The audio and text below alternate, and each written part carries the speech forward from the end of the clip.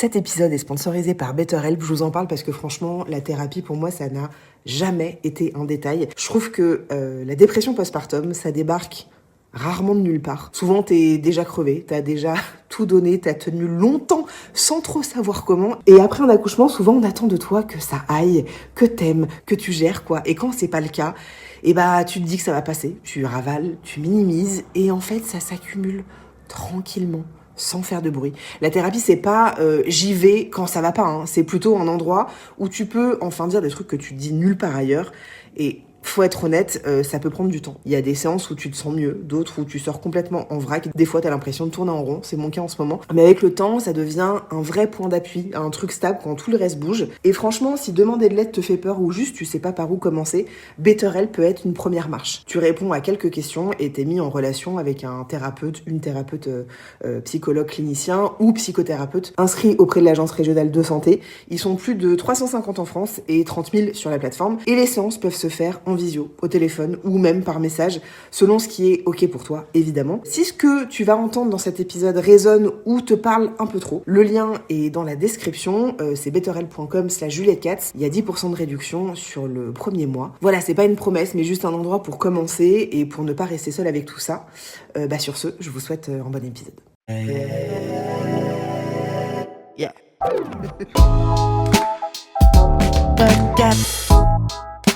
Podcast. Mariage, projet d'enfant, tout commence souvent autour d'un désir partagé. Parfois, pourtant, la réalité rattrape les attentes. Quand la grossesse arrive, après plusieurs échecs, la joie se mêle à une angoisse profonde. Puis vient la réalité postnatale, ce sont des mois où le corps et l'esprit vacillent, où la culpabilité et la honte prennent parfois le dessus, et où demander de l'aide devient urgent, alors que les réponses manquent souvent au début. Ce récit suit le basculement d'un bonheur attendu vers une détresse aiguë, puis vers la recherche d'aide, la prise en charge et enfin la reconstruction, fragile mais possible. Bonjour Andrea. Bonjour Juliette. Comment ça va ? Ça va bien, merci. Est-ce que tu peux te présenter et nous dire ce que tu fais dans la vie ? Donc je m'appelle Andrea, je suis maman de 2 enfants et dans la vie je suis infirmière coordinatrice dans une association d'aide et de soins à domicile. Ça veut dire quoi, coordinatrice ? C'est toi qui gères les autres ? J'ai 2 équipes. Une équipe qui fait des soins infirmiers à domicile et puis une équipe qu'on appelle de l'HAD, c'est de l'hospitalisation à domicile. Ok, c'est cool. Ouais, c'est très cool. Ouais. Ça me plaît. Alors on va commencer avec 3 petites questions. Si tu devais choisir le titre de ton autobiographie aujourd'hui, ce serait quoi ? Un mot, je pense que ce serait gratitude. Ouais, ok. Quelque chose avec gratitude dedans. Oui, ou la gratitude au sens large. Aujourd'hui, je trouve ce serait gratitude. Ok. Quel est le moment où tu t'es sentie la plus authentique dans ta vie ? C'est maintenant. Pourquoi ? Parce que les épreuves que j'ai vécues, entre autres celles avec de la dépression à la suite de mes enfants, ça m'a poussée à me déconstruire complètement et à tout recommencer quelque part, je dirais. Et aujourd'hui, je suis plus en phase avec moi-même que je l'ai jamais été dans ma vie. Quelle est la chose que tout le monde aime chez toi, mais que toi, tu comprends pas ? Généralement, autour de moi, on dit que je suis très forte. Et je pense que, effectivement, c'est ce qui se perçoit, mais les gens, ils sont pas dans ma tête. Et donc, toi, tu te trouves pas forte ? Je pense que je suis pas juste forte. C'est peut-être ce qu'ils perçoivent, mais ce que je vis, moi, intérieurement, c'est des choses qui sont pas perçues et qui sont parfois très difficiles. Ouais, je comprends très bien. Est-ce que tu peux revenir sur le début de votre histoire de couple et sur la place que la parentalité avait pour vous deux ? Alors, notre histoire de couple, en fait, mon mari, on était au collège ensemble et on s'est perdu de vue pendant un long moment et on s'est retrouvés en 2014 à une soirée avec des amis en commun, en gros. Et puis, mon mari est parti vivre pendant 1 an en Colombie. En Colombie ? Ouais. Donc, on a vécu à distance pendant 1 an. Et puis après, il est revenu en France et puis on a emménagé ensemble. Ouais. Donc, c'était chouette. Ouais. Et là, ça fait 11 ans qu'on est ensemble. Ah ouais ? Ouais. Mais donc, vous êtes mis ensemble, vous aviez quel âge ? C'était il y a 11 ans, donc on avait 22 ans peut-être. Mais vous vous êtes rencontrés au collège ? On était dans la même classe au collège. Ah, c'est marrant. J'étais amoureuse de lui au collège. Ah oui, d'accord, quand même. Ouais. J'allais te demander s'il y avait eu un petit truc, un petit... Oui, c'est rigolo. Mais c'était rien passé pendant le collège ? Rien de... Non. Ah, c'est marrant. Ouais. Et du coup, la parentalité, ça se passait comment pour vous, cette je sais pas, ce que vous imaginiez autour de ça? Je pense qu'on l'a jamais vécu avec la même temporalité. Parce que moi, de mon côté, j'ai toujours voulu des enfants très jeunes et j'ai toujours évolué dans un environnement où il y avait beaucoup d'enfants. OK. Dans ma famille, j'ai des neveux et des nièces qui ont été bébés dont je me suis occupée. J'ai fait beaucoup de babysitting. J'ai toujours été entourée beaucoup d'enfants et avec ce désir d'avoir des enfants. Et puis mon mari, je dirais qu'il avait un schéma un peu plus classique. Au départ, c'était surtout, il était concentré sur son travail. Ensuite, voilà, il était plus dans une dynamique de se marier puis faire des enfants, mais pas tout de suite en tout cas. Ouais. Mais en tout cas, c'est quelque chose que vous projetiez un petit peu, Oui, mais de manière assez lointaine et... c'était pour lui. Enfin, moi, j'avais ce désir avant lui. Je l'ai attendu un petit peu, en fait. Et après, on évoluait aussi dans des environnements professionnels différents. Moi, j'étais infirmière à l'époque. Et c'est vrai qu'autour de moi, mes copines, elles commençaient à avoir des enfants en plus. Donc, j'étais entourée par ces enfants-là. Alors que lui, il a fait des études plus longues. Et puis, oui, de son côté, on était plutôt dans un environnement où la carrière était plus importante, en tout cas. Ouais. Et donc, le désir d'enfant était là, mais c'était pas le moment. Ouais, ok. Et du coup, tu as vécu plusieurs fausses couches? Oui. C'est ça? Comment tu as vécu ça? Très mal. Ça, c'est pas... Personne vit bien une fausse couche. Hein, il y en a qui s'en foutent. Hein. Moi, j'en connais des gens ça leur a rien fait. C'est anecdotique, quoi. Ah ouais, non. Moi, je l'ai très, très mal vécu. Alors, je pense que c'est propre à mon caractère aussi. Mais non, c'était devenu une obsession. Et puis, pas un problème, mais c'était une obsession vraiment... Ça a été terrible, franchement. T'as fait combien de fausses couches? Avant mon fils, 4. Ouais. Et avant ma fille, 3, je crois. Ah ouais, quand même. Oui. C'était des fausses couches précoces en plus, donc c'est encore plus banalisé, je dirais. Ouais. Alors peut-être que c'est peut-être moins douloureux aussi, parce que la grossesse a duré moins longtemps. Je sais pas, je pense que la douleur, elle est propre à chacun, que ça fasse 3 semaines, 1 mois, c'est pas la même chose. Mais non, je l'ai très très mal vécu, l'échec, et puis ce sentiment aussi de se dire pourquoi est-ce que c'est facile pour d'autres et c'est si dur pour moi. Je l'attendais depuis longtemps de pouvoir entreprendre ce voyage, on va dire.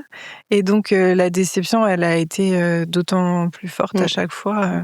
Ça avait tourné à l'obsession, c'est-à-dire, au bout d'un moment, on va dire faut arrêter d'y penser, ça va se faire. Mais en fait, non, bien sûr qu'on pense qu'à ça. Quand on le désire au plus profond de soi et puis que ça fonctionne pas, c'est difficile. Et elles ont été rapprochées, ces fausses couches? Je sais plus. J'ai un peu des trous de mémoire sur des événements qui ont été durs pour moi.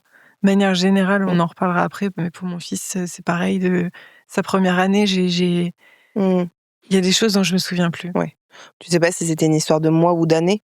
C'était une histoire de mois. Non, c'était une histoire de mois quand même. Et comment t'as vécu justement la grossesse qui a abouti justement à votre fils? Alors, à l'époque où je tombe enceinte de mon fils, je travaillais au bloc opératoire de gynéco-obstétrique dans un CHU et on travaillait aussi en salle de césarienne. Donc il faut recontextualiser, je dirais, dans le sens où quand des femmes enceintes venaient dans mon service en dehors, pas pour accoucher, c'est qu'il y avait un problème, des gros problèmes souvent. Et donc en fait, j'ai fait un transfert complètement. Donc j'ai très mal vécu ma grossesse. J'étais vraiment terrorisée à chaque minute de perdre mon bébé, déjà par les fausses couches que j'avais faites. Ouais, et ça puis, oui. Et puis de se dire que à n'importe quel moment, ça peut s'arrêter, même si tout va bien jusque-là. Et là, tu penses que ça, t'étais dans ce truc-là parce que tu voyais des femmes... Ah oui. Ouais. Je vais pas raconter de choses que j'ai pu vivre et qui m'ont franchement traumatisée, parce que s'il y a des femmes enceintes qui écoutent, j'ai pas envie d'en parler. Mais oui, j'ai vu des arrêts de grossesse à des termes très avancés et c'est terrible. C'est quoi qui te faisait peur alors du coup pendant cette grossesse-là? Ça se traduisait comment au quotidien? Ça se traduisait que j'étais angoissée, on avait des échographes au bloc, donc tous les jours je vérifiais que j'entendais le cœur de mon bébé. Puis je sais pas combien de fois je suis allée aux urgences parce que je l'ai pas senti bouger pendant 1 heure et que ça me stressait trop. Et est-ce que c'est un peu lié aussi au mental, mais j'ai eu des contractions très tôt. Je pense que c'était lié au stress, plus le fait qu'au boulot on était debout tout le temps.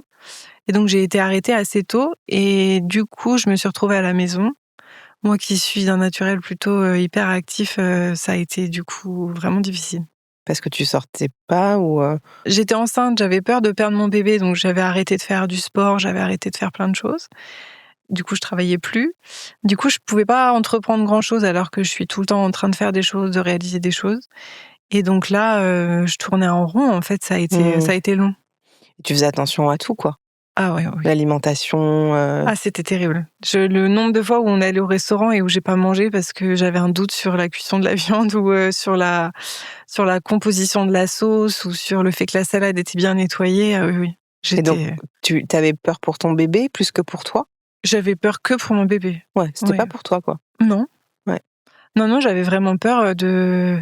On parle de nourriture, mais de manger quelque chose qui on parle même pas de crevettes ou de sushis ou d'huîtres. Ah non. Non, mais j'ai fait aucun écart. Même le fondant au chocolat, je l'ai pas mangé parce que c'était pas cuit au centre. D'accord. Ouais, t'étais déjà dans l'hypervigilance. Oui.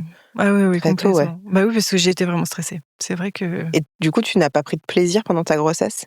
T'étais heureuse d'être enceinte? J'ai été très heureuse d'être enceinte. J'ai adoré être enceinte, j'ai adoré voir mon corps changer et puis de sentir son bébé bouger. C'est... Ouais. Si je pouvais être enceinte de nouveau, juste un jour, une semaine pour avoir cette sensation, le revivre et puis avoir ce corps de femme enceinte, oui, ça j'ai adoré. Mais je vais dire que j'en ai pas profité parce que j'étais trop angoissée, stressée tout le temps. Donc t'arrives quand même à dire que t'étais heureuse, mais la peur et l'angoisse prenaient le pas, quoi, prenaient le dessus. Oui. Mais je suis quelqu'un qui est stressé et angoissé de base. Donc on va dire que c'est un sentiment qui m'habite. Ouais, mais là c'était plus, quoi. Là, c'était plus, et puis c'était pas dirigé vers moi, c'était vraiment dirigé vers mon bébé. J'avais peur. Tu le surprotégeais déjà. Oui, c'est ça. Et comment ton mari le vivait à cette époque, lui, la grossesse, et te voir comme ça, comment il le vivait? Je pense que de manière générale, je suis comme ça au naturel. Je suis quelqu'un d'angoissé, de stressé pour beaucoup de choses. Je ressens les émotions différemment, plus intensément, on va dire. C'est des choses avec lesquelles j'ai appris à vivre, que je découvre en fait aussi au fur et à mesure, et à me dire que je suis comme ça et que ça peut se gérer. Et lui, du coup, il me soutenait au mieux. Il était très compréhensif, ça c'est... Mais il me soutenait, il l'entendait, il essayait de me rassurer, mais au bout d'un moment, quand ça fonctionnait pas, je sentais pas mon bébé bouger pendant 1 heure, on allait aux urgences, quoi. Tu buvais pas de l'eau glacée? Oh, j'ai essayé de manger des trucs hyper sucrés, boire de l'eau, le tourner, le bouger, Oh si, j'ai essayé. Et ça marchait pas? Non. Et comment t'as vécu l'accouchement? Alors, l'accouchement de mon fils, mais ça a été hyper rapide. On est arrivé au milieu de la nuit à la maternité. Le travail avait largement commencé. J'étais déjà à 4, je crois. Et puis, on n'a pas été hyper bien reçus parce que, je sais pas, est-ce qu'il y avait pas énormément de monde pourtant, mais voilà, on nous a dit, allez marcher un peu, ça vous fera du bien. Donc, on nous a mis dehors. Puis, on allait marcher 1 heure, et pourtant, j'en pouvais plus. Tu m'étonnes. Et on est revenu, j'étais à 6. Et en fait, à la base, moi, je voulais un accouchement physio. Il y avait 2 salles nature, mais il y en avait une qui n'était pas dispo, et on nous a dit allez marcher, puis on vous installera après. Donc on est allé marcher, et puis là j'ai commencé à avoir mal, et puis c'était trop en fait. Et du coup on est revenu et j'en pouvais plus, et j'ai laissé tomber le projet, et j'ai demandé la péri. On m'a posé la péri, et elle n'a fonctionné que d'un côté. Ça arrive souvent, ça. Eh ben, je ne savais pas. On m'a pas dit que ça pouvait arriver, en fait. On m'a dit, c'est pas possible, mais... Ah ouais? Ouais. Et moi, en j'ai fait, 3-4 personnes qui m'ont dit ça autour de moi, quoi. alors moi, je l'avais jamais entendu avant. Et en fait, quand j'ai dit ça, au début, on m'a dit, mais non, madame, c'est rien. Et puis, ça a été banalisé. Et en fait, vraiment, je sentais plus tout mon côté droit. Et comme on me disait pas que ça pouvait être dû à la péri, je me suis dit que j'étais en train de faire un AVC Ah et que j'allais putain. mourir Oh et que j'allais l'enfer. pas pouvoir donner, enfin que j'allais Ah là mourir, que mon là. bébé allait mourir. C'était horrible. Oh Franchement, ça a mon été Dieu, horrible. ma pauvre putain. Ça a été terrible Ah ouais. ce moment. C'est terrible parce que surtout, moi j'ai eu la péri aussi et je le sentais plus d'un côté que l'autre. Et moi, les anesthésistes m'ont dit c'est quelque chose qui peut arriver. Donc si vous le sentez plus d'un côté que de l'autre, n'hésitez pas à nous le dire. Donc tu Ah ouais, vois non. comme quoi c'est fou quoi. Moi, ils m'ont pas dit ça. Moi, Ah ouais. c'était vraiment, je me souviens leur dire, je sens plus mon côté droit, en fait. Et la sage-femme, ou je sais plus qui était là, me dit, mais madame, c'est normal, vous avez le brassard à tension. Et je regarde mon mari et je lui dis, mais elle me prend pour une idiote ou quoi? C'est un brassard à tension, ça ne Oui, ça te fait coupe pas. Et puis, du coup, au début, je disais trop rien. Et puis, en insistant, finalement, il y a quelqu'un qui est venu et qui a un peu bougé en fait, le cathéter était trop loin ou pas assez, je sais pas. Donc, ils l'ont replacé et là, j'ai fait une chute de tension. Et donc, je me suis un peu évanouie, je crois. J'ai perdu connaissance Ah ouais. rapidement. Et le cœur de mon bébé a commencé à ralentir. Donc, ils ont appelé c'est un gag quand on y repense. Ils ont appelé le gynécologue d'astreinte. Sauf qu'il était en salle pour une césarienne d'urgence à côté. Et heureusement, c'était au moment du changement d'équipe Ah ouais. bref. Et donc, il y avait d'autres personnes. Donc, il y a un autre gynécologue qui est venu et qui a aidé mon fils à sortir. On a utilisé la ventouse et puis voilà. D'accord. Et quand tu as reçu ton fils sur toi? Ah ouais, j'étais soulagée. Ouais. Soulagée, mais j'avais encore cette inquiétude parce qu'à ce moment-là, je savais pas encore que c'était à cause de la péridurale ce qui m'était arrivé. En plus, j'avais je sais plus comment ça s'appelle, mais j'avais une pupille hyper dilatée et pas l'autre. Ok. Et donc, ils étaient toujours en train de dire que non, ça pouvait pas, que c'était pas la péridurale qui m'avait fait ça. Et donc, moi, j'étais persuadée d'avoir fait un truc, un AVC ou un AIT ou un truc. Ouais. Et j'ai été, je me souviens en sortant, insister auprès de la sage-femme et lui dire, mais là, je pense qu'il y a un problème. Et elle me dire, on verra d'ici ce soir, si c'est pas passé et que vous insistez, on vous emmènera faire une IRM. Ok. Ouais. Voilà. Ouais. Donc ça t'a bien mis dans un truc de flip. Oui, c'est ça. C'était pas hyper cocooning, mais en tout cas d'avoir mon fils, ça c'était super. Est-ce que tu peux décrire les premières semaines après la naissance et comment, par exemple, l'allaitement s'est déroulé pour toi?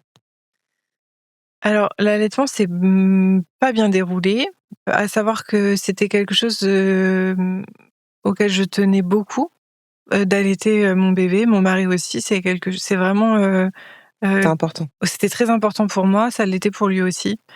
Et ça s'est pas bien passé parce que j'ai eu des crevasses tout de suite. J'ai eu mal. Dès la maternité, je me souviens que je mettais des patchs, des crèmes, les sages-femmes, elles venaient, elles essayaient de m'aider dans le positionnement, etc. Mais ça s'est jamais arrêté, en fait. Du début de mon allaitement jusqu'à ce que je décide d'arrêter, j'ai souffert à chaque tétée quasiment. Mais tu sais pourquoi? Contrairement à ce que j'avais appris quand je m'étais renseignée, que j'avais lu des livres, etc. pendant ma grossesse, il y a des peaux qui sont plus fragiles que d'autres, des choses comme ça. Et puis, quand j'ai fait la préparation à la naissance pour ma fille, la sage-femme avec qui je l'ai faite, qui est vraiment super, elle nous disait simplement qu'on a beau se mettre dans la bonne position, connaître exactement ce qu'il faut faire, etc. Il y a des bébés qui tètent d'une manière qui font que ça peut ne pas bien se passer, ça peut faire mal, ça peut blesser. Oui, non, ça c'est vrai, ouais. Et que du coup, des fois, ça marche pas, en fait. Et tu l'as mal vécu, du coup, cet allaitement? Je l'ai très mal vécu. Mon fils, il mangeait toutes les 2 heures, je dirais.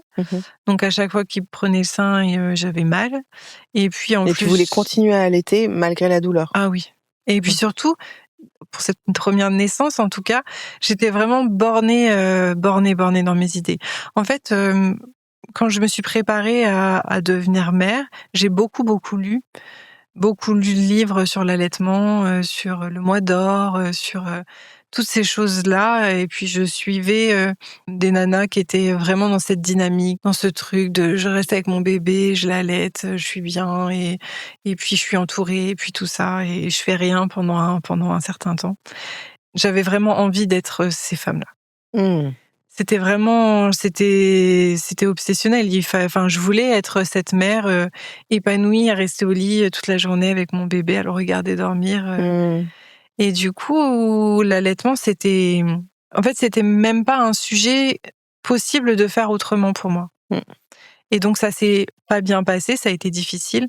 Et malgré le fait que j'avais fait des cours de préparation avec une sage-femme qui était, je sais plus comment ça s'appelle, mais Une doula? c'était pas non, elle était pas doula, mais elle était pas référente à l'allaitement, mais elle avait Conseillère en lactation? elle était conseillère en lactation. En fait, pour elle, dans son discours, ça ne pouvait pas se passer mal, sauf s'il y avait un problème. Voilà. D'accord. Donc déjà, il y avait ça. Et puis dans ma famille, alors c'était bienveillant à la base, mais moi, ma mère, ma belle-mère aussi, elles étaient dans une dynamique de dire donne-lui du lait. Donne-lui du lait en poudre. Ma mère, elle me disait, puis mon père, et puis la cousine de machin et la voisine de truc, t'as peut-être pas assez de lait. Tout le monde venait donner un avis. Tout le monde donnait des avis qui n'étaient pas demandés, au lieu de... Le conseil est bienvenu quand il est demandé. Ouais, tout à fait. S'il n'est pas demandé, il faut soutenir la personne autrement que comme ça. Complètement. Venir lui dire essaye, t'as peut-être pas assez de lait, essaye. Et je pense que c'est très compliqué pour les gens de comprendre ça. Parce que, évidemment, tout ça part d'un très bon sentiment de tiens, tu devrais faire ça, ma chérie, ça peut être bien, machin et tout. Mais en fait, et surtout quand on accouche et qu'on a des envies très définies et qu'on est globalement toutes très assidues, enfin très bornées, en fait, et que les autres vont te dire non, mais tu peux faire ça, ça, ça, ça, ça. C'est comme si, je sais pas si toi t'as ressenti ça, mais comme si on me respectait pas, quoi. Comme s'il y avait un truc où ça. Le choix n'est pas respecté. Et puis c'est culpabilisant aussi, parce que moi, on me dit. Alors, à savoir que mon fils, il pleurait tout le temps. Quand il était petit, même plus tard, mais en tout cas sur cette période-là, il pleurait énormément. C'est-à-dire que il était porté tout le temps, on pouvait pas le poser. La nuit, il dormait sur nous. On passait des heures entières à essayer de l'endormir. Aussi petit était-il, des nuits entières à rouler en voiture pour le faire dormir dans la voiture, parce que ça a été une période. Enfin bref, c'était quelque chose. À distance maintenant, je me dis c'est pas possible qu'on ait fait toutes ces choses et que ça ait existé. Franchement, quand j'y repense à certaines scènes, comment on s'implique sur des trucs parfois. Oui, c'est ça. Mais bref, donc il pleurait beaucoup. Il pleurait beaucoup. C'est parce qu'il avait faim. Parce que j'avais pas assez de lait. Et on me disait ça, Andrea, t'as pas assez de lait, ou ton lait est pas assez nourrissant, donne-lui du lait en poudre, et puis en plus t'as mal, pourquoi est-ce que tu... Et puis c'était même de l'agacement, en fait, de la part des gens. Alors, ils voyaient que j'étais en souffrance, donc je comprends, je peux comprendre aussi. Mais c'était pas la bonne façon de faire. Je l'ai dit a posteriori à ma mère, je lui ai dit, tu vois, c'est pas comme ça qu'il aurait fallu faire quand j'étais enceinte de ma fille, et je lui ai dit là, il faudra pas que tu agisses de la même manière. C'est trop bien que tu l'aies dit. Oui. C'est bien. Mais du coup, les premières semaines post-accouchement, comment tu le vis? Parce qu'il y a cet allaitement qui se passe pas bien. Du coup, ça prend toute la place parce que ça se passe pas bien, parce que ton fils y pleure. Ou est-ce que tu arrives à quand même voir... Est-ce que c'est trop vertigineux pour toi pour y voir du bonheur, de la beauté, etc. Ou t'es vraiment trop dans quelque chose... Les premiers jours, les premières semaines, ça a été terrible pour moi. Alors, il y avait l'allaitement qui se passait pas bien. Il y avait le fait que mon fils pleurait énormément, beaucoup. Et puis, on a cherché de l'aide autour de nous. Comme j'avais mes problèmes, on se disait qu'il avait peut-être un problème de frein de bouche. Donc, on est allé voir une chiropracteur. Vous avez fait une frénectomie? Il avait rien dans la bouche, tout allait bien. Il y a la fameuse sage-femme qui est venue plusieurs fois pour voir mes positionnements, tout allait bien. On est allé voir la médecin traitant en lui expliquant que c'était difficile, qu'il pleurait beaucoup, qu'on comprenait pas. Mais bon, au niveau médical, tout allait bien. Il grandissait normalement, il grossissait normalement, donc ça a un peu erré, on va dire. Et puis j'ai appelé la PMI aussi. J'ai demandé, il y a une infirmière puéricultrice qui est venue à la maison et qui nous a dit oui, ça pleure un bébé. Vous saviez pas? D'accord. À quoi vous vous attendiez? Bien sûr que c'est normal qu'il pleure votre bébé.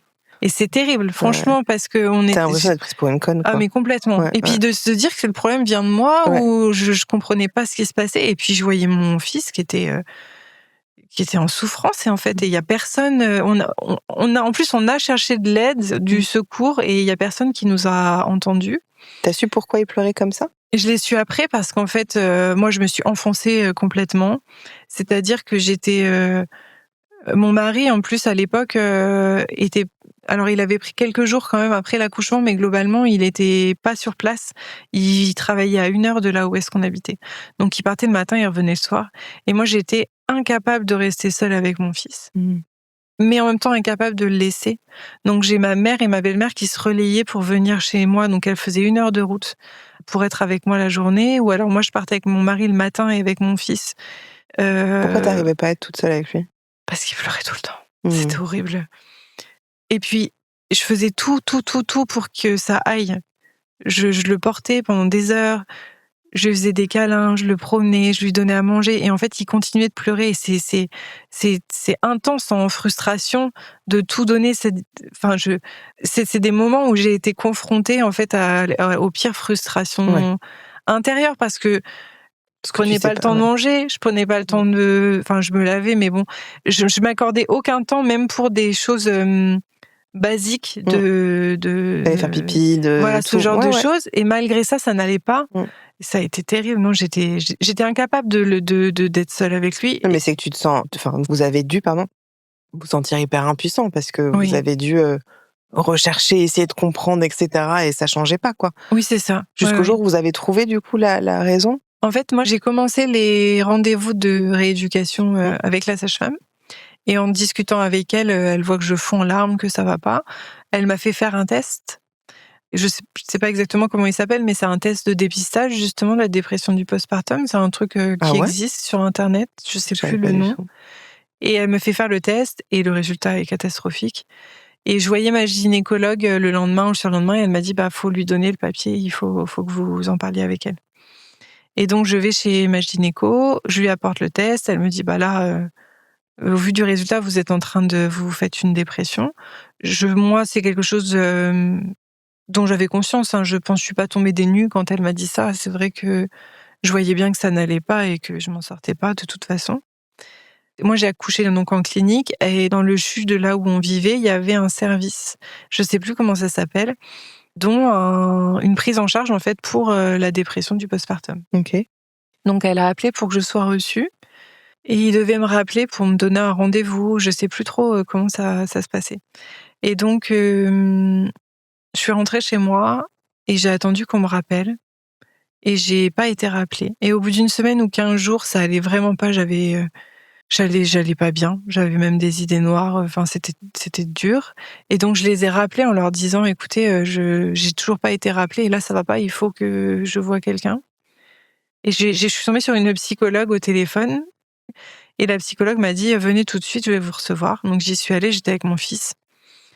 Et j'ai pris le bus pour y aller. Comme d'habitude, il pleurait tout le long, et je suis arrivée là-bas. Je me suis assise dans la salle, et puis on a discuté. Mon fils, il pleurait. Et elle m'a dit, mais qu'est-ce qui se passe? Enfin, elle m'interroge par rapport à ça. Et je lui dis, oui, c'est comme ça, il pleure, mais il pleure tout le temps comme ça. Mais on en a parlé au médecin, on en a parlé, et on nous dit que tout va bien. Et elle me dit, mais votre fils, il pleure. Enfin, je lui raconte ce qu'on m'a déjà dit par rapport au fait qu'un bébé, ça pleure, et que voilà.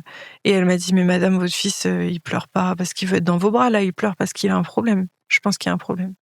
Et c'est la première fois que quelqu'un voyait et écoutait et validait le fait qu'il pleurait pas juste parce qu'il voulait être dans les bras. Enfin, des bébés, j'en ai gardé pas des centaines, mais des dizaines, et j'avais jamais vu et vécu ça. Et puis tu sais reconnaître globalement, même quand tu deviens mère, tu sais reconnaître quand un bébé a faim, quand un bébé est un peu fatigué, et quand il y a un problème. Donc oui, et puis en plus, franchement, tu sais, cette phrase de « il n'y a pas de meilleurs parents que nous pour nos enfants », même parfois, je trouve que en tant que parent, tu sais mieux que les médecins, parfois. Oui. Parce qu'il y en a, enfin, tu vois, qu'on puisse te dire enfin, les bébés, ça pleure. Mais je pense vraiment qu'ils se rendaient pas compte, et... Non, mais c'est qu'ils n'entendent pas les patients.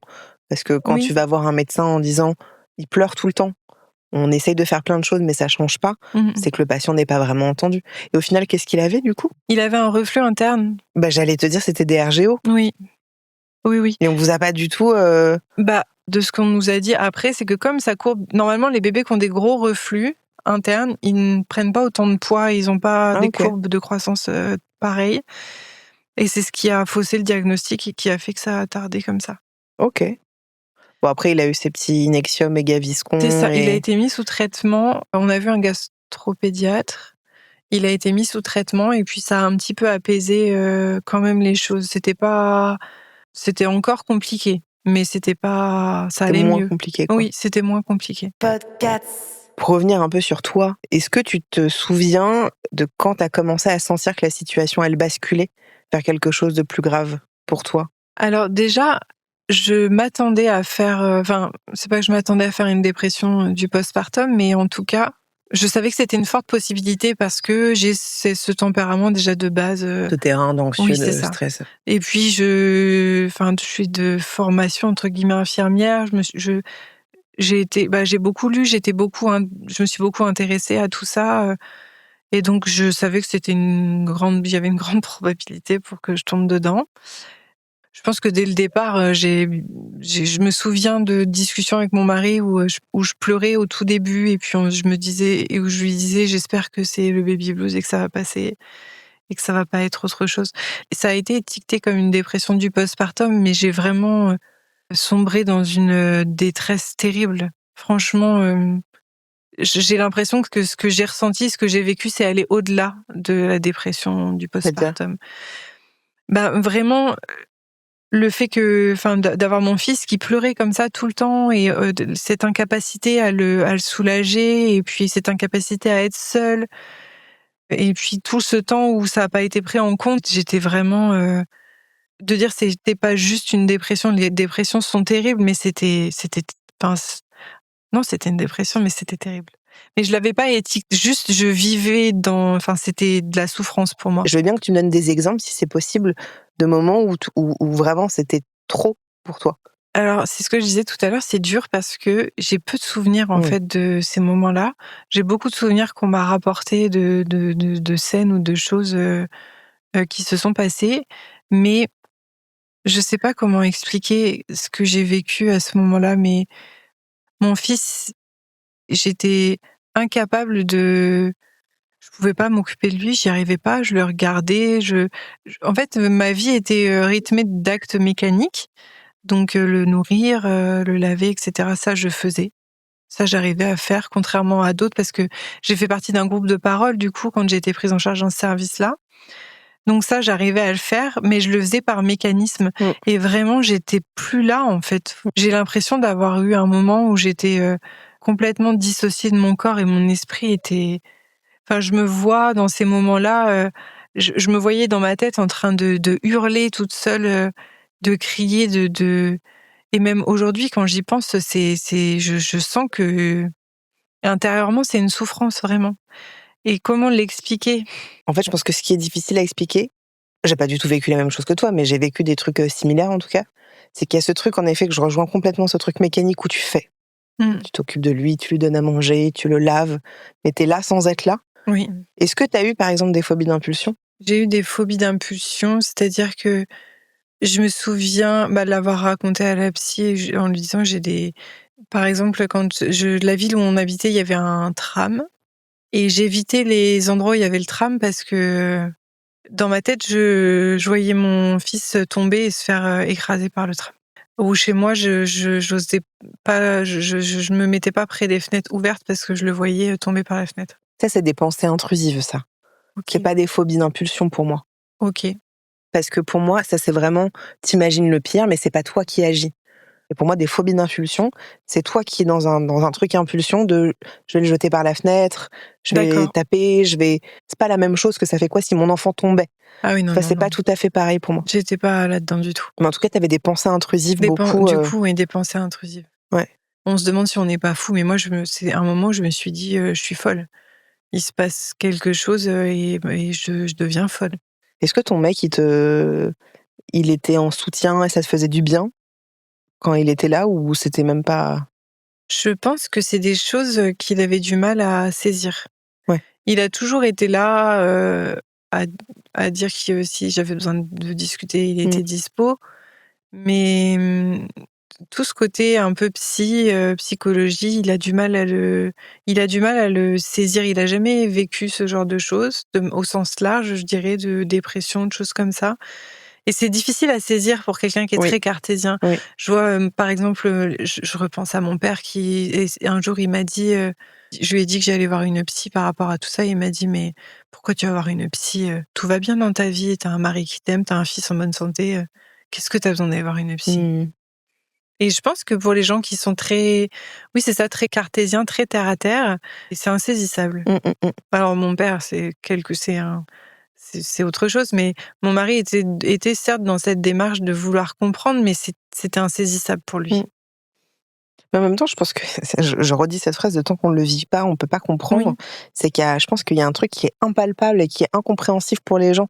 Alors cette phrase, en effet, t'as un mari, t'as un enfant, en bonne santé, tout va bien. Alors oui, mais en fait, je pense que ça vient vachement perturber ta position de femme, ta position de la meuf de ton mec, de qu'est-ce que c'est être mère, qu'est-ce que ça t'enlève, qu'est-ce que ça te donne. Oui. Tu vois, ça vient, et puis s'occuper de quelqu'un, être responsable, ça vient questionner tous ces trucs-là où c'est tellement... Franchement, moi, je connais plein de gens qui ont accouché, qui ont trop bien vécu l'accouchement, et c'était smooth, quoi. Mais j'en connais beaucoup pour qui c'est un vertige phénoménal. Et globalement, ça n'a rien à voir avec l'amour que tu portes à ton enfant. Ah oui, non, c'est Globalement. sûr. Il y en a qui rejettent complètement leur enfant. Toi, t'as rejeté un peu ton fils ou Pas du tout. Pas du tout. Je me suis vraiment déchaînée à essayer de le faire aller mieux, entre guillemets. Et du coup, cette confrontation tous les jours au fait que ça continuait d'être compliqué et cette sensation d'échec. Et puis, en plus de ça, je m'étais vraiment visualisée comme la maman épanouie avec son Ça, bébé ouais. et tout ça. Tu t'es Et identifiée à ces nanas-là aussi. Complètement. Et j'ai pas pu vivre ça. Déjà, c'est quelque chose qui, après coup, avec du recul, je me dis que ça correspond pas à ma personnalité. Mais j'ai dû cheminer longtemps, presque 3 ans. Enfin, là, quand ma fille est arrivée, ça a été différent. Mais j'ai eu du mal à déconstruire le fait que je ne serai jamais cette personne. Parce qu'en fait, on peut pas se contraindre à être quelqu'un avec un caractère qui est opposé au sien. Oh oui, c'est sûr. Mais pourquoi tu voulais être cette personne-là? C'était une forme de réussite pour toi? Parce que c'est dans ce modèle de mère-là que je m'imaginais. Pourquoi? À cette époque-là, j'étais pas hyper heureuse au travail. Et vraiment, j'avais cette pensée de me dire, bon, le travail, c'est pas terrible. Je vais tout donner dans ma vie de famille, dans mon rôle de mère. Et donc vraiment, je voulais être, je me souviens me dire, 20% c'est le travail, et puis, si ça se passe pas bien, c'est pas grave. Et puis tout le reste, ce sera mon rôle de mère épanouie au foyer avec mon enfant. J'avais pris un congé parental.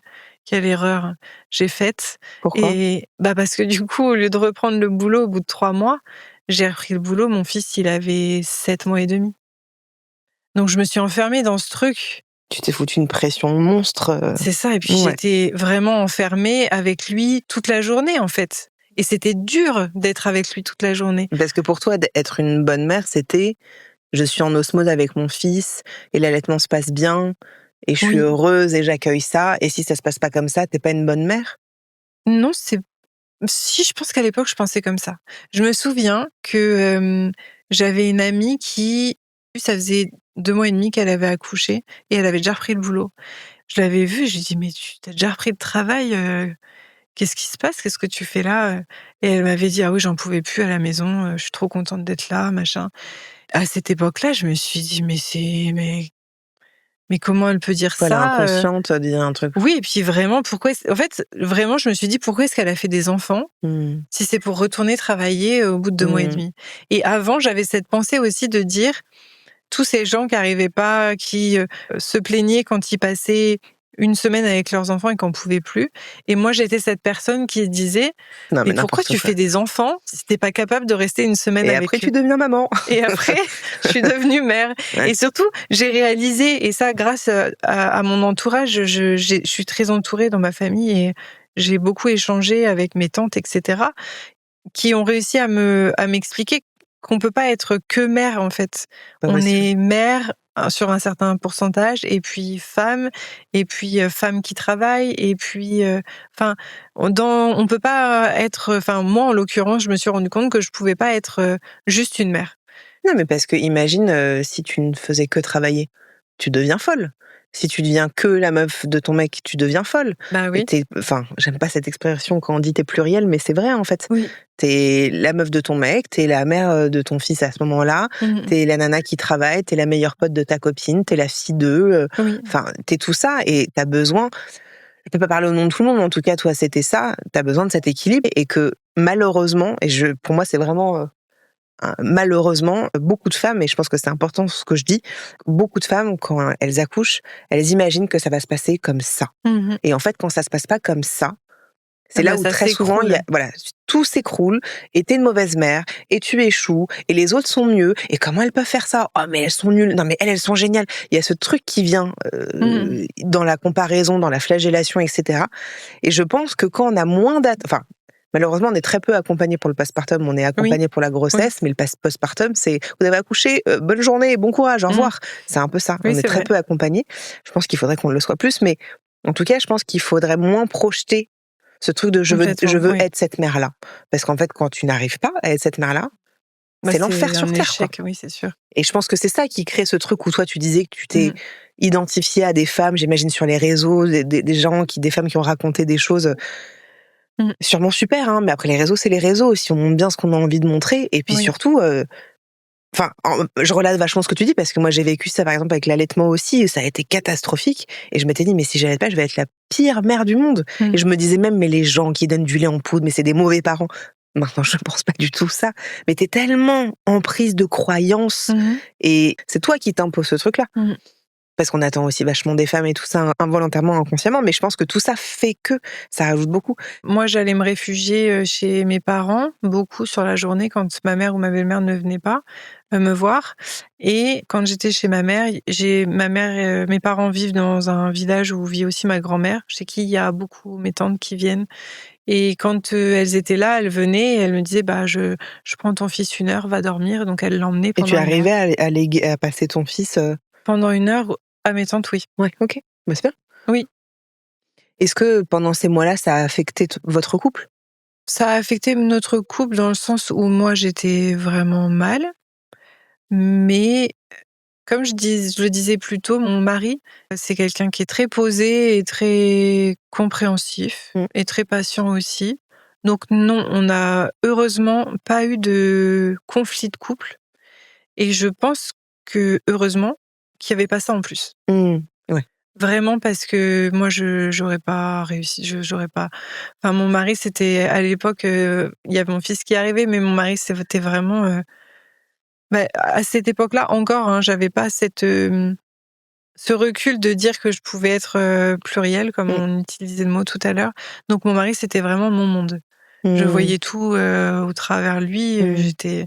je suis toujours passionnément amoureuse, mais vraiment j'étais quand il était pas là, un soir, un week-end, c'était dur pour moi, à cette époque-là.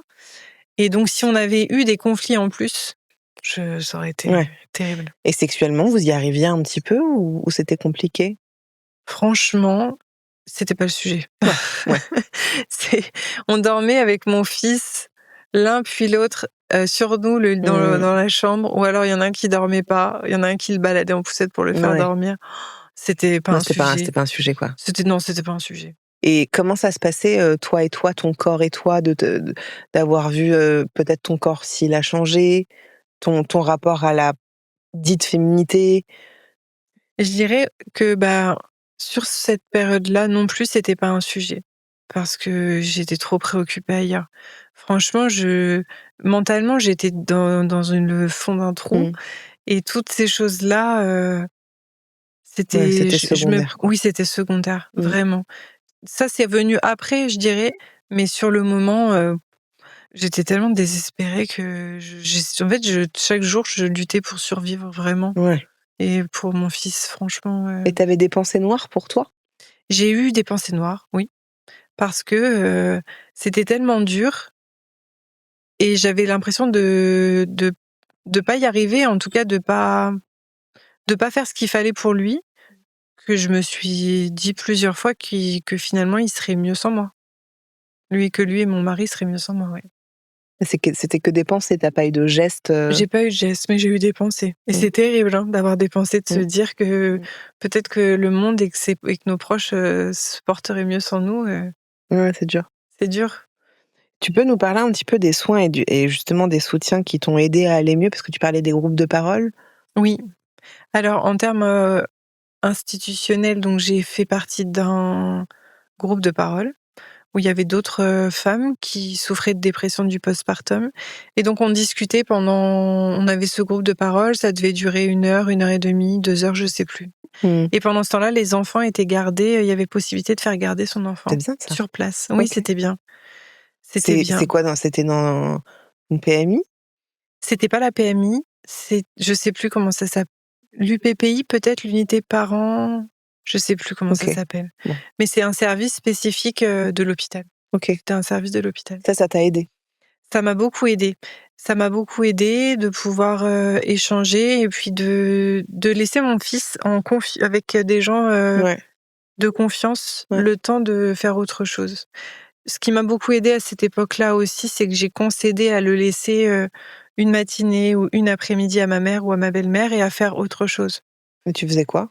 C'était tellement dur avec mon fils et mon mari qui faisait 1 heure matin, 1 heure soir de trajet en voiture, qu'on a décidé de déménager et de retourner vivre dans la ville où étaient nos parents pour limiter justement ce temps de transport pour lui et pour moi me rapprocher, être plus proche de nos parents. Ok. Donc j'ai retapé l'appartement dans la maison dans laquelle on vit aujourd'hui. Ah ok. Ah ouais. Ouais. Et t'as eu des médicaments? Pour mon fils, non. Pour ma fille, oui. Ok. Oui, parce que justement, on va en venir aussi un petit peu à Pour ça. mon fils, j'ai refusé de prendre des médicaments. On me l'a proposé. Mais pour moi, c'était... j'en parle avec plus de recul, mais à cette époque-là, j'étais encore dans une idée de m'en sortir seule, de dire non, je vais y arriver, je vais m'en sortir seule. Pourquoi? Parce que sinon, c'est une faiblesse que de... Oui, c'est ça. Ouais. Et à partir du moment où on a diagnostiqué le fait qu'il avait des reflux, est-ce qu'il y a un truc qui s'est soulagé en toi? Parce que j'imagine, j'en sais rien, mais j'imagine que vu qu'il pleurait beaucoup, t'avais un sentiment un peu de honte quand t'étais dehors et tout, ou pas trop? Oui, c'était dur d'être dehors parce que tout le monde Oui. te dévisage tout le temps et puis te juge aussi, donc ça, c'est pas évident. Donc oui, quand ça a été diagnostiqué, déjà, ça nous a soulagés parce qu'il a pu avoir des traitements pour aller mieux et en plus de ça, il y avait une explication au fait qu'il bien sûr. était pas irascible parce que c'est plus pour des adultes, je dirais, mais en tout cas, lui, pourquoi est-ce qu'il pleurait? Enfin, il pleurait vraiment tout le temps, hein. Je me souviens que quand je l'ai amené à la crèche pour la première fois, il avait 7 mois et il a été posé pour la première fois par terre. C'était les premières fois où il était au sol. Et je me souviens de la nana qui me dit mais vous faites comment à la maison? Parce qu'on est obligé de le porter tout le temps, sinon il pleure. Je lui dis on le porte. On le porte forcément. Qu'est-ce qu'on fait? On va pas le laisser par terre. Et elle m'a dit ah oui mais nous ici c'est pas possible. Parce que moi, j'en ai connu des crèches où les asthmates, elles devaient porter avec un porte-bébé des bébés, quoi. Elles le font maintenant dans la crèche parce que ma fille est dans la même crèche que de là où est mon fils. Ça se passe très très bien, attention, hein. Mais je me souviens de ces premiers échanges avec une des auxiliaires, les auxiliaires, où elle m'a dit, alors en plus cette personne a quitté après la crèche, voilà. Mais mais c'était un peu brutal, quoi, peut-être de te complètement. dire. Elle me dit mais vous Et le faites problème, comment? mais en plus, c'est très, on ressent tout très à cœur, en fait, aussi dans les premiers temps.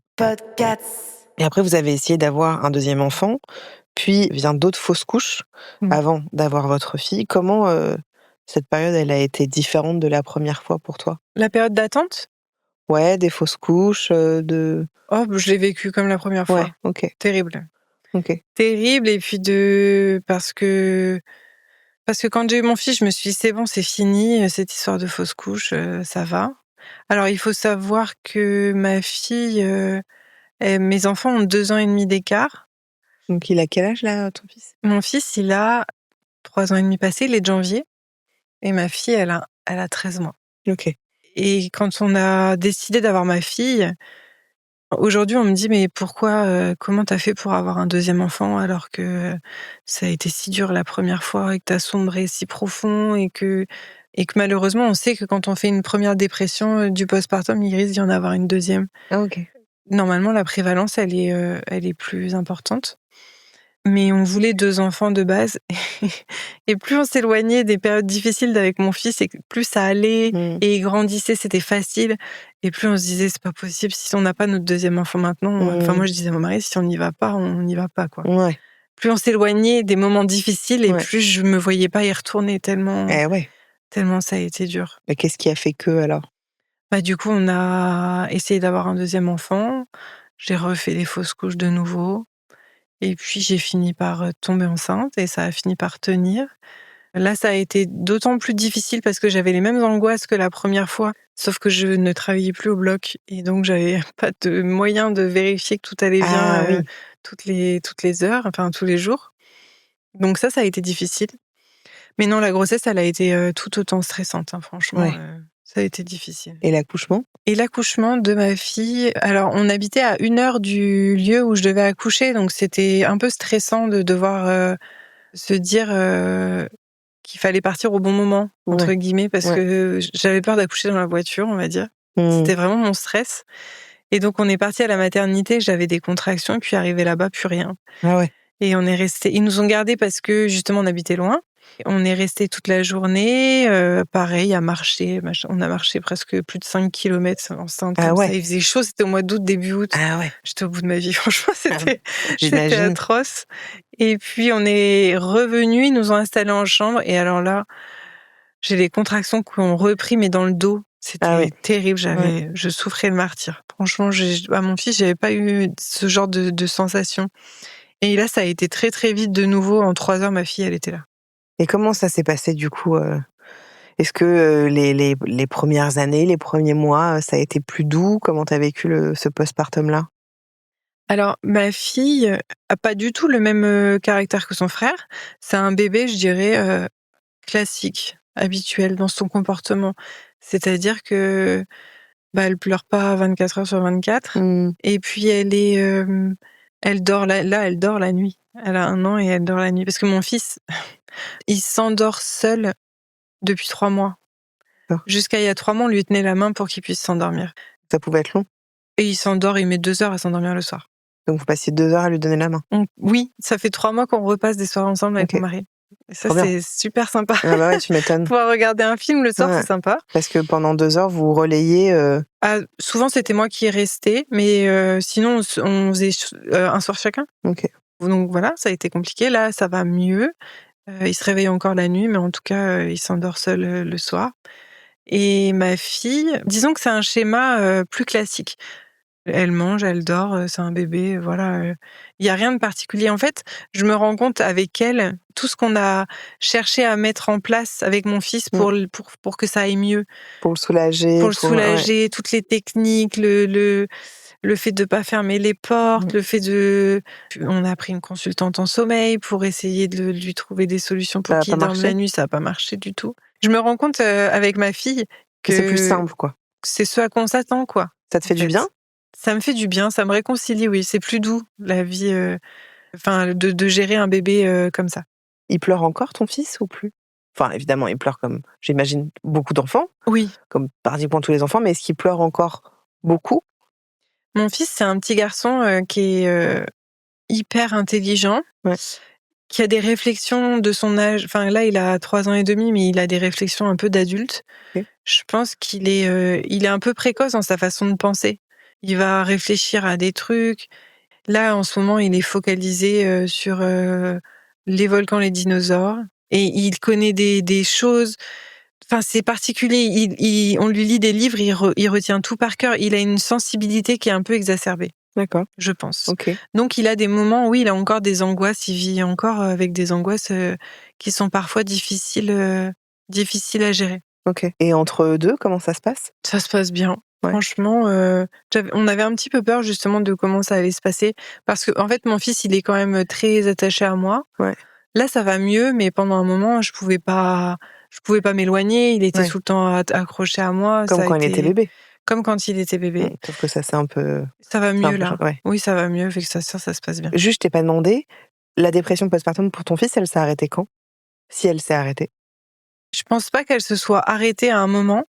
Disons que là, j'ai appris à vivre chaque jour. C'est ce que je disais au départ. Je me suis complètement déconstruite, moi, en tant que personne, par rapport à cette épreuve, parce que je me suis rendu compte et j'ai fini par accepter que je pouvais pas être juste une mère et pas heureuse dans mon travail.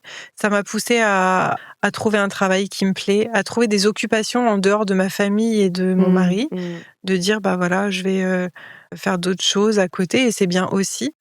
Et donc, quand je suis tombée enceinte de ma fille, je pense que ça allait beaucoup mieux. Mais c'était pas encore... encore aujourd'hui, je garde comme du Comme- stress post-traumatique. C'est-à-dire que je suis incapable, par exemple, de rouler en voiture avec mes enfants qui pleurent. Pourquoi? Je supporte pas, je suis obligée de m'arrêter. Non, mais pourquoi? T'es obligé de t'arrêter parce que c'est quoi? C'est parce que Ça me rend folle, je supporte pas, j'angoisse, je me dis qu'il y a un problème, je suis obligée de m'arrêter. t'as peur d'être une mauvaise mère? Ou c'est même pas de cet ordre-là, c'est juste j'ai peur qu'il se passe qu'il y a un problème? J'ai peur qu'il y ait un problème et j'ai beaucoup de mal à supporter les entendre pleurer. Ok. Les entendre crier, pleurer, sans pouvoir intervenir. Ton fils qui a 3 ans et demi, alors la notion de caprice, je suis pas forcément de cet avis-là, mais on va appeler ça des caprices, même si j'aime pas trop ce mot-là, mais il fait des petits trucs parfois. Non. Et il fait pas trop ça? Putain, t'as de la chance. Non, là, il montre un petit peu son caractère. Il commence à répondre. Oui. Et Ah. attends, mais qu'est-ce que je veux dire? Parce que parfois, je vois que les enfants, et j'implique le mien dans ce que je suis en train de raconter, parfois les enfants se mettent dans des états pour qu'on les voit aussi, parce que c'est leur personnalité, parce que c'est la frustration et tout ça. Parce que parfois, les pleurs, c'est pas forcément une souffrance physique, tu vois, une douleur. C'est aussi juste montrer quelque chose, un mécontentement, tu vois, un truc. Ça n'empêche que tu vas quand même t'arrêter. S'il pleure en voiture parce qu'il y a un truc qu'il a pas eu ou qu'il est frustré de quelque chose. Il fait pas trop de trucs comme ça, mon fils. Les fois où il se met en crise et tout ça, c'est quand il a répondu qu'il a poussé sa sœur et qu'on le punit. On lui confisque un jouet, puisque c'est comme ça qu'on essaye un petit peu de faire. Et alors là, il rentre dans des crises, dans des colères. Évidemment. Et là, c'est des moments où, où voilà, il pleure et il fait des grosses crises. Il est frustré, quoi. Là, je me fais violence pour le supporter. Je suis vraiment obligée de me faire violence et c'est des grandes discussions que j'ai eues avec mon mari où il me disait il faut être rigoureux là-dessus, Andrea, sinon c'est pas l'aider. Et il a raison. T'auras toujours 2 avis là-dessus. Il y en a qui vont te dire on ne peut pas laisser un enfant pleurer. Quoi qu'il, peu importe les pleurs, il faut l'accompagner, que ce soit de la frustration, de la douleur, il faut l'accompagner. Et il y en a d'autres qui vont dire non, c'est important qu'il pleure pour qu'il comprenne, etc. Moi, je pense que l'un et l'autre est bien. Tu vois, ça dépend les moments. Oui, je pense qu'il y a des nuances dans les deux. Exactement, il y a de la nuance partout, évidemment. Je pense que céder à tout, c'est pas forcément céder, quoi. Mais en même temps, tu peux aussi céder pour t'aider. Tu vois ce que je veux dire? C'est trouver l'équilibre dans tout ça. Mais juste pour revenir sur ta fille, est-ce que la dépression postpartum, tu sens qu'elle est revenue? Oui, elle est revenue. Ah ouais? Ah oui, j'ai refait une dépression après quand... Ah bah, j'aime bien que tu m'en parles un peu. En fait, alors ça c'est pareil, au risque de choquer, j'ai un problème moi avec la période 0-8 mois, 0-1 an. Non, Pourquoi pas un 0-1 problème? an. Parce qu'en fait, je suis quelqu'un qui est quand même très active. J'aime bien faire je fais tout le temps plein de choses, c'est vrai. Et d'être avec un tout petit bébé, aussi mignon soit-il, et mes enfants, attention, je les aime Oula, mais te justifie pas du tout. profondément. Ça te saoule? Mais les bébés, franchement... Oula, t'inquiète, je te rejoins. Hein. Vraiment, je te rejoins. C'est trop beau les nourrissons, mais vas-y, viens, on bouge un peu. Ouais. Voilà. Ouais. Donc j'ai beaucoup de mal avec ça. De passer des heures à la portée. En fait, t'es tellement limité quand t'as un nourrisson que moi, ça me... Voilà, c'est dur parce que je peux pas faire tout ce que j'ai à faire, aller bricoler, faire... Enfin voilà. Donc ma fille, j'ai pas reproduit le même schéma. C'est-à-dire que j'ai recommencé le travail beaucoup plus tôt. Elle est allée à la crèche à 3 mois. Et ça, je l'ai fait parce que ça peut paraître un peu violent, mais je savais qu'elle serait mieux à la crèche à 3 mois qu'avec moi à la maison. Pas violent. C'est juste, je trouve que c'est hyper pareil. Tu auras des gens qui vont se dire mais quoi, comment? Puis d'autres, enfin, on s'en fout. Bah moi, j'étais comme ça avant, je pensais ça. Hein. Mais quand j'ai mis mon fils à 7 mois, ça m'a... Bah oui, mais très bien. Sauf que maintenant, tu vois, si tu l'as mis à 3 mois, c'est que tu ressentais que c'était ce qu'il lui fallait, ce qu'il te fallait. Enfin, tu sais, en fait, on l'a fait, peut-être que tu le fais encore, mais juger les autres parents, c'est juste parce que ça vient te flatter, te rassurer. Je parle pas forcément de toi, Andrea, mais souvent on va se dire, ah ouais, ils font ça, putain, mais alors moi, je ferais jamais ça. Mais sauf que, à partir du moment où tu prends du recul et tu te dis, en fait, on fait vraiment comme on peut, et que ton enfant n'est pas le même que le mien, et qu'on n'a pas les mêmes caractères. Enfin, tu vois, on fait vraiment comme on peut, et que moi, je trouve ça super que tu te dises, en fait, je sens que c'est la bonne chose pour elle, et c'est la bonne chose pour moi. Ah oui, moi, j'ai cheminé là-dessus, et aujourd'hui, c'est pour ça aussi que j'arrive à en parler de tout ça, et je j'ai pas de problème à dire que... Enfin, en tout cas, dans l'intimité avec nos proches, hein, pas au grand public. Enfin, j'ai pas l'occasion, mais de dire que la période du 0-8 mois, pour moi, c'est C'est très dur, c'est dur. Franchement, j'apprécie pas. Ouais, je comprends. Hein. J'apprécie pas. Je fais des actes mécaniques, je subviens aux besoins de mon enfant. Même en termes de, alors attention, en termes de tout ce qui est tendresse et câlin et tout ça mais... aussi. Je suis contente de le faire, mais voilà, le bébé. Donc t'es retombée, t'es retombée / tombée / continuée. Oui, ça a repris, je dirais, plus intensément. Cette fois-ci, plus intensément. En fait, disons que ça allait beaucoup mieux. Donc, je suis retombée dans ce que j'étais au départ avec mon fils. Mais c'était moins dur quand même parce que ma fille était plus facile, entre guillemets. Ouais. C'était plus facile de la gérer. En fait, malgré le fait qu'elle était plus classique, j'aime pas dire facile parce que mon fils c'est pas, c'était différent des autres, mais c'était pas un problème en fait. Vraiment, j'ai pas envie qu'il entende ce mot-là, qu'il entende que ça avait été problématique quand il était petit, que ça avait été.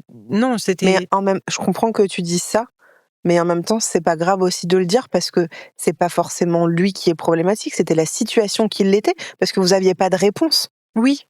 Tu vois ? Oui, mais j'ai pas envie qu'il croit que c'était de sa faute. Oui, c'est ça. J'ai vraiment pas envie qu'il croie ça. J'ai vraiment pas envie que si un jour il entend parler du fait que j'ai fait une dépression et que tout ça, qu'il puisse imaginer une seule seconde que c'était de sa faute. Parce que c'est pas le cas. Et je me souviens un jour quelqu'un qui m'a dit, tu lui raconteras tout ça à ton fils quand il sera plus grand, tu lui diras à quel point il t'en a fait voir toutes les couleurs. Mais ça m'est jamais venu à l'esprit. Ah bah moi j'aurais dit tu lui raconteras plus tard comment ça t'a mis toi, mais pas genre c'est de ta faute, mais ce que t'as traversé. Tu vois, c'est pas du tout la même chose quand même. Ah oui, mais non. Puis en fait vraiment jusqu'à ce moment-là je l'avais jamais envisagé. Et quand cette personne m'a dit ça, je me suis dit mais pas du tout. Enfin déjà c'est absolument pas de sa faute. Et puis moi, aujourd'hui, avec le recul, je me sens tellement... c'est ce que je disais tout à l'heure, j'ai tellement de gratitude de toutes ces épreuves que j'ai rencontrées qui m'ont permis d'être, j'en suis sûre, une meilleure personne que celle que j'étais avant. Mais en fait, je pense, tu me dis si je me trompe, mais en fait, je pense que si il n'avait pas pleuré, si tu n'avais pas eu de crevasse, ça aurait été autre chose. En fait, tu vois, c'est qu'en fait, la dépression postpartum, c'est pas à cause de lui, tu vois, c'est la naissance de l'enfant, tu vois, c'est pas tout à fait la même chose. En fait, si ça avait été lui ou quelqu'un d'autre, si tu veux, c'est même si par exemple ta fille avait été ta première enfant, peut-être que tu aurais vécu, tu vois, une dépression aussi forte. Parce que justement, avec ma fille, tout a roulé, c'était classique et c'était normal, mais malgré ça, j'ai fait une dépression quand même. Parce que... Et du coup, c'était les mêmes choses que pour ton fils ? C'était les mêmes choses. Alors, je pense que la fatigue aide pas, forcément. Mais je pense que c'est rapport au fait que cette période nourrisson, pour moi, soit difficile à vivre. Je pense que je ressens tellement de culpabilité que ça entretient le truc aussi et que je me dis, je suis pas capable et que j'y arrive pas. Mais oui, c'était la même chose. Et tu t'es impliquée de la même manière que... Oui. Ouais. Et alors, t'as allaité ? J'ai allaité. Et t'as eu des crevasses ? Et j'ai eu des crevasses. Ah ouais, donc t'as pas lâché le truc, quoi. Non, mais j'ai tenu moins longtemps et on a fait du mixte plus rapidement. Et puis j'ai fait 2 mastites à 2 semaines d'intervalle. Ah ouais. Et là, j'ai dit, c'est bon, j'arrête. Ouais, stop. Bah, tu m'étonnes. Je vais pas recommencer.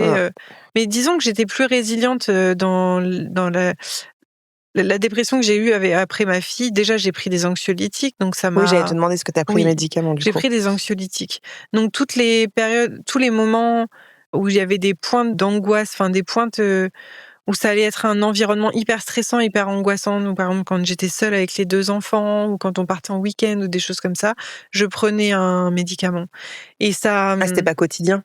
C'était pas quotidien. Enfin, j'en prenais quotidiennement, mais c'était pas en continu. Ouais. Et simplement, ça lisse en fait les choses. Il n'y a pas de montée d'angoisse et de montée. T'as pas de up and down, quoi. C'est ça. Ouais. Quand je prenais ça, ça me... Ça t'apaisait. Et la mer redevenait calme. Ouais. Dans les 2 sens. Dans les 2 sens, la mer redevenait c'est calme. ça. Est-ce qu'il te reste des traumatismes un peu de cette période-là ? Comme on disait tout à l'heure, c'est le fait de pas supporter quand il pleure dans la voiture, le fait que quand il pleure, mon fils, quand il est triste, déçu ou ce genre de choses. Et ta fille ? Et ma fille aussi, mais c'est moins le cas. Déjà, elle est plus petite, donc elle est moins dans des tempêtes... Dans des tempêtes émotionnelles. C'est ça, elle est moins dans des tempêtes émotionnelles. Ouais.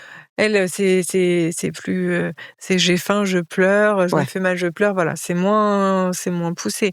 Mais mon fils, c'est difficile.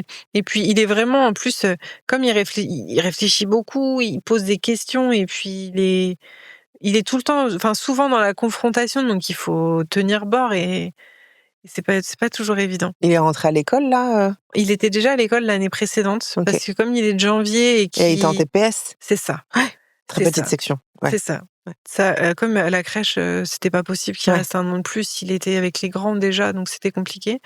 Donc il est rentré, en très petite section, puis là, il est en petite section. C'est difficile, hein, tous les matins, voilà, C'est vrai, c'est difficile pour lui? c'est dur, ouais. Et alors un 3e enfant? Ah non, non, Non, tu veux plus, là, pas ça y du est. tout. Là, c'était non. J'ai jamais voulu 3 enfants déjà. Mon mari, était plus il y avait on avait Oui, bah, c'est envie. toujours plus facile pour les hommes, Voilà, c'est ça franchement. exactement. Ouais. Mais moi, je voulais mes 2 enfants, j'ai mes 2 enfants et franchement, je me replongerai là, pour le coup, Ouais. je retournerai pas là-dedans. Ouais. Non, non, Là, non, tu non. veux plus, quoi. Ma fille, elle marche, ça commence à être plus facile on commence à pouvoir réorganiser des choses, refaire des choses. Jamais de la vie. Ouais. Jamais. Alors dans le podcast, moi, j'aime bien donner la parole aux auditeurs. À chaque discussion, il y a une question qui est sélectionnée sur Instagram. Donc si vous étiez là, vous diriez quoi à Andrea? Alors, Andrej K te demande, est-ce que tu te vois en parler plus tard? On en parlera un peu plus tôt. Est-ce que tu te vois en parler plus tard à tes enfants et si oui, comment? Je voudrais qu'ils soient au courant pour qu'ils sachent qu'on peut passer au-dessus, en fait. Mmh. Ma fille, je sais pas encore comment elle va grandir, mais mon fils, il a l'air de prendre un chemin où il est un peu comme moi avec les émotions, Mmh.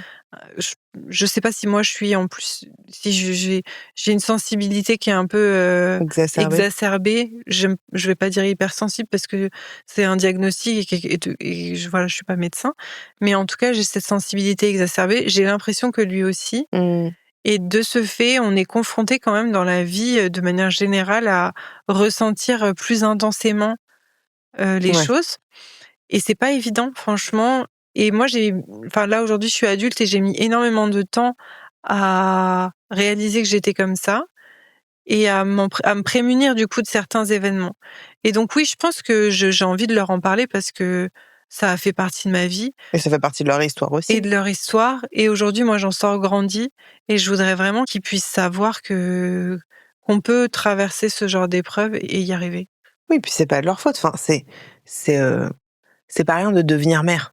Oui, Franchement, c'est vraiment, moi je trouve que c'est une aventure qui est quand même hyper, forte dans oui. Ah oui, c'est tous les sûr. sens du terme, quoi. Et que de devoir, s'occuper un autre être que soi et d'avoir cette responsabilité-là, Mmh mh. franchement, c'est dur, quoi. Et c'est Ah trop oui, beau, c'est dur. mais vraiment, tant qu'on le vit pas, on peut pas le comprendre. Oui. Mais c'est à la fois merveilleux d'être parent et c'est terrible aussi, quoi. Moi, c'est ce que je dis souvent, Mmh. mais ouais, ouais, c'est dur. Et puis, en effet, ça fait partie de leur histoire, c'est important qu'ils le sachent plus tard. Alors, ça peut peut-être être Oui. dans 30 ans aussi, tu vois, Mais c'est vrai que c'était pas des choses que j'envisageais.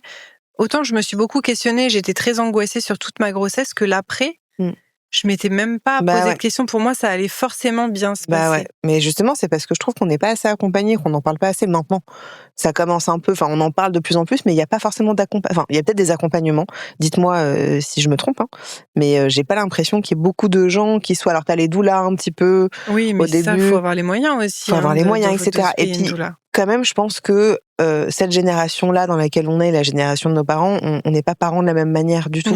Non. On a On beaucoup de est pression, on veut toujours, Ouais, mais on se fout la pression et puis oui. on veut devenir ce parent-là, alors que les parents, genre mes parents, peut-être les tiens, j'en sais rien, tes parents et basta, tu vois? Oui. On pense pas du tout autant à considérer nos enfants, enfin, tu vois? On les considère vachement plus, je trouve, dans cette Oui. génération qu'avant. Parfois, on se prend beaucoup trop la tête dans cette Mmh. génération, parfois c'est génial de le faire aussi, Oui. mais c'est pas du tout comme avant, pour le coup, hein. Non, c'est sûr que enfin moi j'ai mes parents qui font écho à ça, et que enfin je Ah prends ouais. l'exemple de mon père à chaque fois que j'explique quelque chose à mon fils, que je prends le temps, que machin, il se Ah moque ouais. de moi. Ah ouais. Il rigole, il ricane et je lui dis: «Pourquoi tu rigoles?» Mmh. Et puis Ouais, il est là: «Ah oui, enfin il se moque parce que je donne beaucoup d'amour à mon fils» et je lui dis: «Mais il aura jamais trop d'amour en c'est fait, mon clair. fils». Alors ça, c'est clair. Mais oui, non, c'est des générations qui n'ont rien à voir et puis Enfin, moi, je me suis quand même rendu compte en ouvrant la parole, en racontant tout ça, ce que j'ai vécu, la souffrance que j'ai vécue, la difficulté que j'ai eue à être une mère différente de celle que j'imaginais. J'ai vraiment eu du mal à l'accepter et puis à accepter que j'allais pas être la personne que j'imaginais. Ouais. Et en parlant, on me dit: «Ah mais moi aussi, ça a été dur. Ouais. Ah bah tiens ta nièce, une telle, elle a beaucoup, beaucoup pleuré. Il y a même une nuit où je l'ai laissée pleurer, toute seule toute la nuit parce que j'en pouvais plus». J'ai dit moi aux femmes, qui m'entourent, aux femmes de ma famille: «Mais pourquoi tu le dis? Pourquoi t'en as pas parlé?» Parce qu'en fait, aussi, il y a vraiment ce truc de se sentir tellement seule parce que Ouais. ce que j'ai vécu, je l'avais jamais entendu ailleurs. Mmh. De pas y arriver, de pas être capable de s'occuper de son enfant, d'être entourée mais seule en fait et d'avoir l'impression que personne comprenait et surtout, bah tu te dis c'est vraiment moi qui ai un problème parce que pour toutes les autres ça a fonctionné. Mmh. Et finalement quand t'en parles, on te dit ah moi aussi ça a été très dur, moi aussi elle a beaucoup pleuré, j'ai passé le 0-6 mois ça a été très dur. Mais les gens n'en parlent pas en fait et du coup t'es toute seule. Ouais, mais je crois il y a vachement plus de gens qu'on ne le pense, qui Oui. passent par pas forcément la dépression postpartum, mais qui passent par des moments très compliqués. Et c'est pour ça que je voulais faire cet épisode-là. Il y a eu énormément de gens qui ont postulé à ce sujet-là. Et justement, je voulais absolument faire un épisode sur ça, parce que on n'en parle pas assez. Et que il y a beaucoup de femmes qui se sentent seules, qui se disent putain, mais je suis incomprise, c'est moi qui suis folle, c'est moi qui fais pas bien.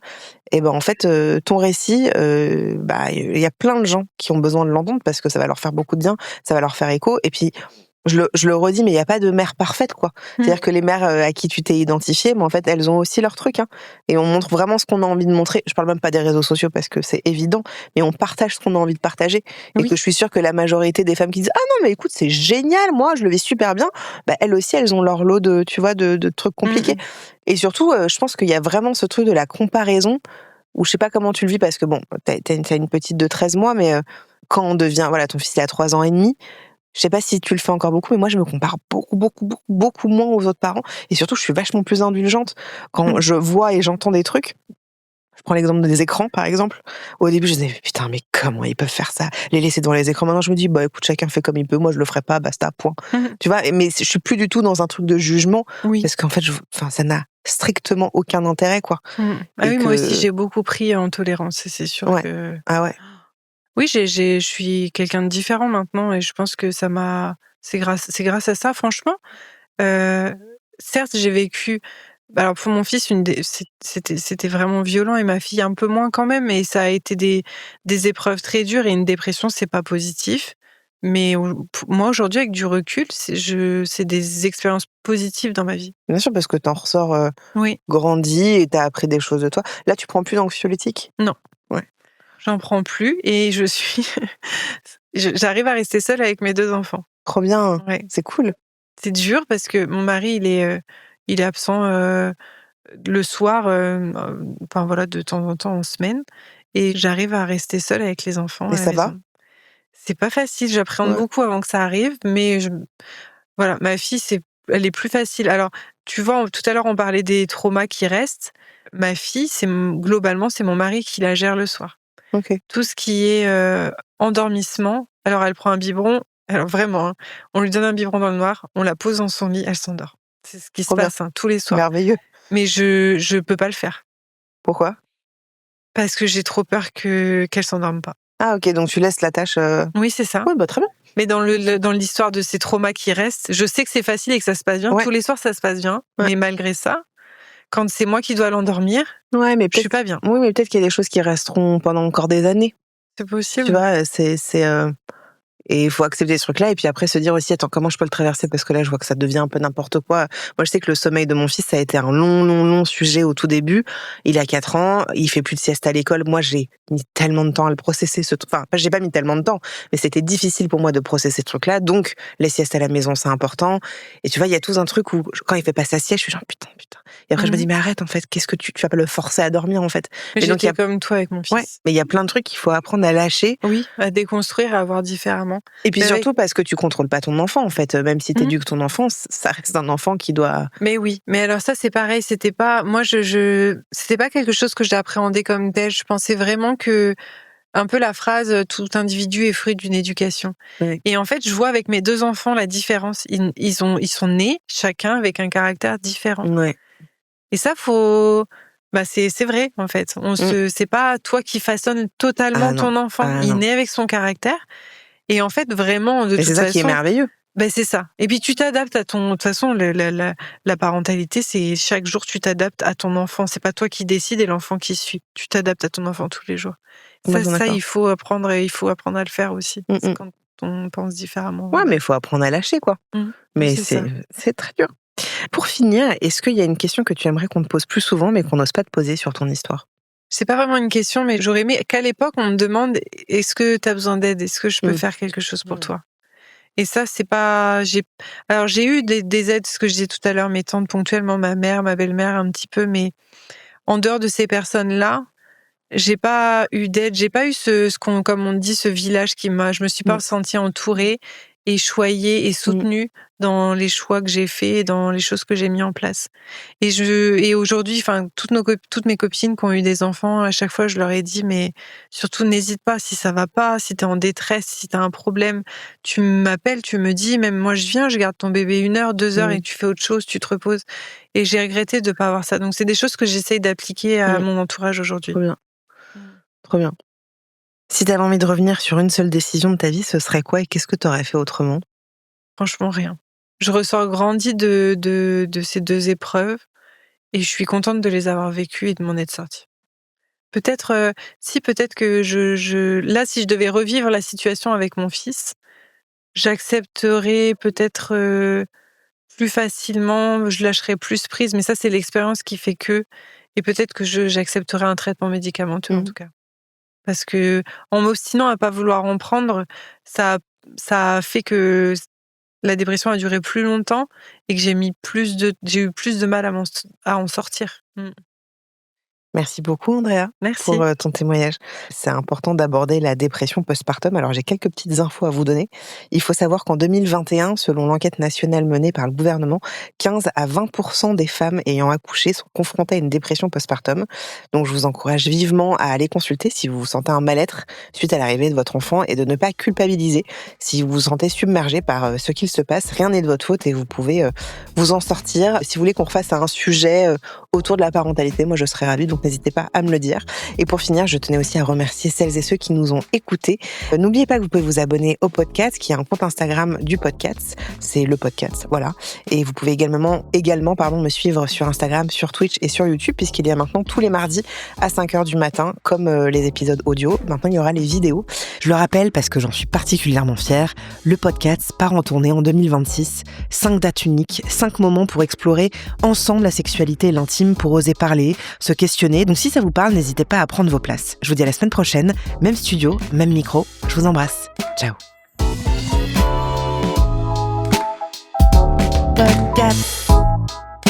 Podcast.